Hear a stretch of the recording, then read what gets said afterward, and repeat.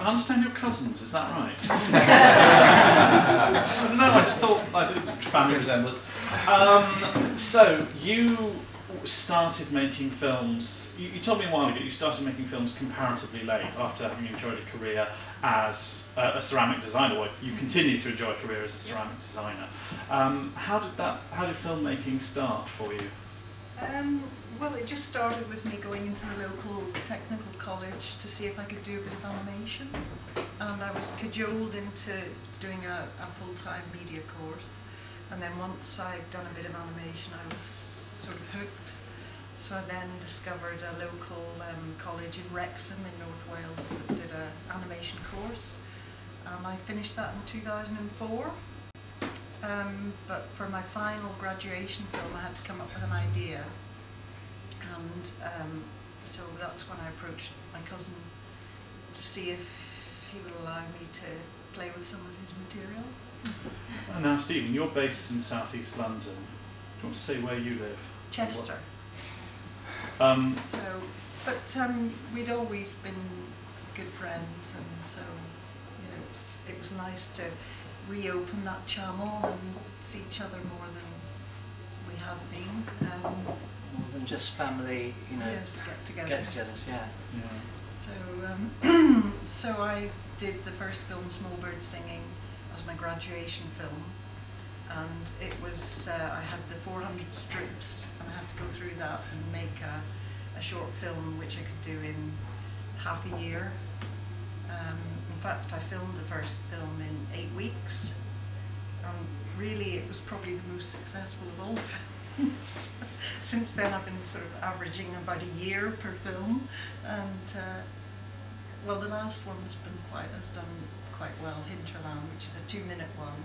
You mean successful from the point of view of being screened festivals, at festivals? Yes, festivals. I look at the early one and cringe at the animation techniques, but it sort of proves it's the story, and there's more to it than just doing it in high def and with wonderful animation, I think you're being rather modest. What struck me about your work is you've never worked on film, have you? It's always been HD or digital still. Digital. Well, the Small Bird Singing was shot with a cam recorder at college. Yes. Yeah. So that was PAL DV. Yeah. And then when I left university, I set up a small company, which was just me. Is that Tiny Elephants? Yes. And I was lucky to have a couple of friends that helped me to begin with. But then in this field, you quickly run out of money because you don't get a lot back. And so I tend to work mainly on my own, but I have some good friends that do music, and I have a lighting expert who worked in the industry for years, who's helped me all the way through, Joe Dembinski, who lit the Sandman, the original. Oh, right. And he was Bob the Builder, and he was at Hot Animation. Well, and he's wonderful for giving me a bit of a lift and helping me therapeutically. You say that you slightly played down your technical abilities, but I think that's very unfair. Your technique is really quite remarkable of what it is you are actually photographing, what you are stop motioning. Do you want to say a little bit about that and how it relates to your earlier career? Well, this is Spoundersman, who is actually got a lot of similarities to Captain Star. I think he does look a little bit similar. But because I did ceramics, I tended towards making the heads from ceramic.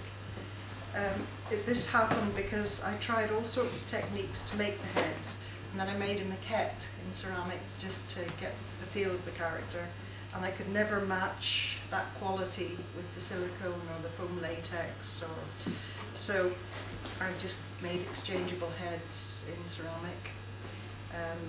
The hands are now made of silicone, but in the early stages they were foam latex. And when I was setting up my company, I decided to invest some money into some really nice armatures, so I contacted McKinnon and Saunders, and they made 3 armatures, which this is when I set up the company. The ones that I filmed Small Birds Singing with were just made of wire.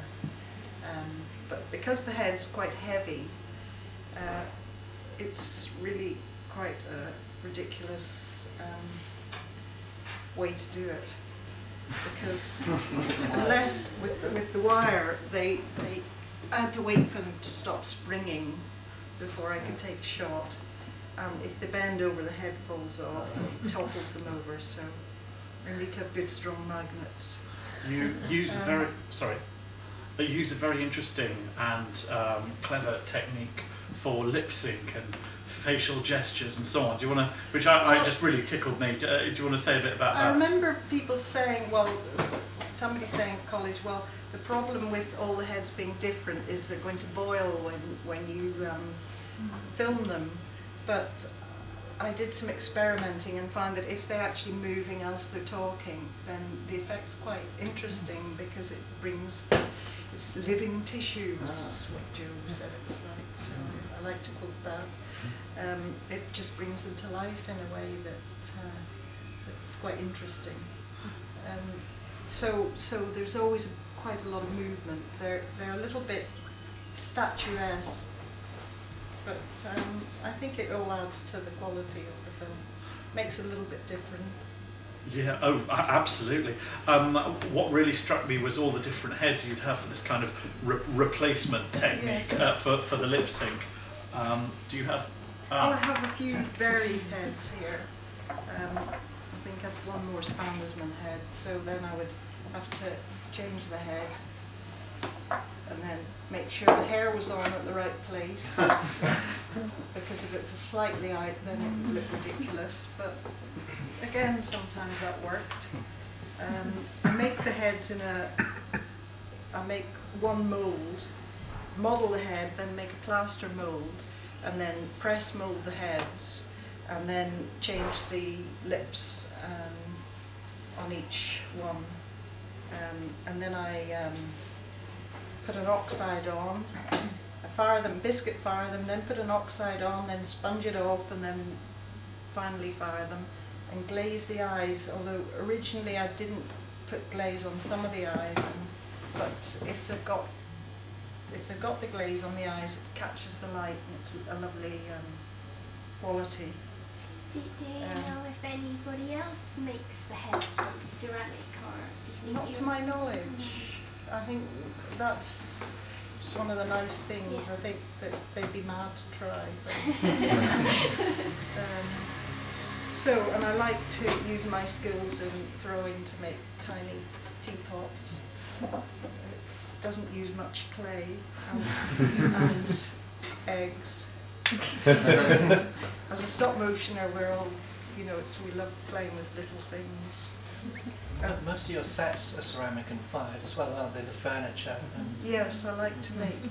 But that's because that's what I know. I've tried making stuff other ways and it just doesn't look right, so I just go back to clay. But it also works great from the point of view of adapting my drawings, because my lines are kind of wonky and wobbly, and the clay is kind of...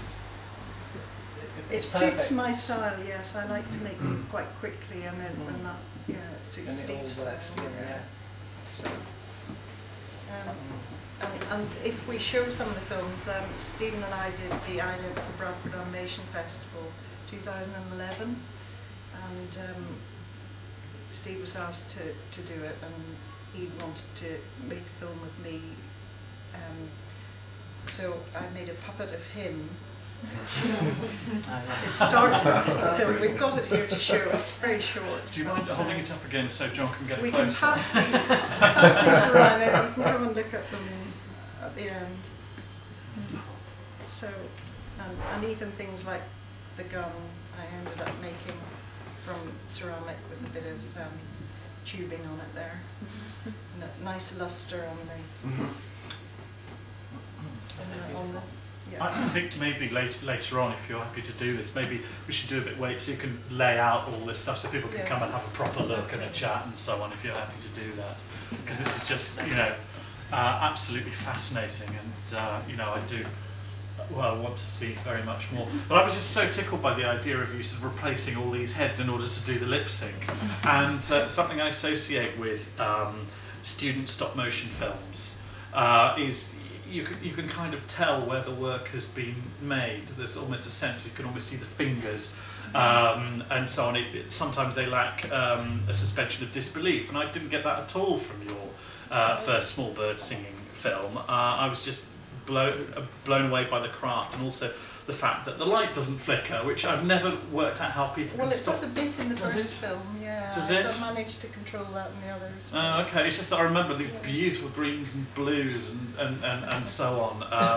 On one occasion, I helped someone make a stop motion animation, and it was terrible because you almost had to hide behind a black drape in order that reflections from your own hands, face, and so on would appear. It causes sort of a boiling effect on the scenery. And, Well, I discovered that if I made a coffee in the middle and boiled the kettle in the same setup at college, then all the lights faded. So you have the to. boiling kettle technique. That's Russian cinema, isn't it?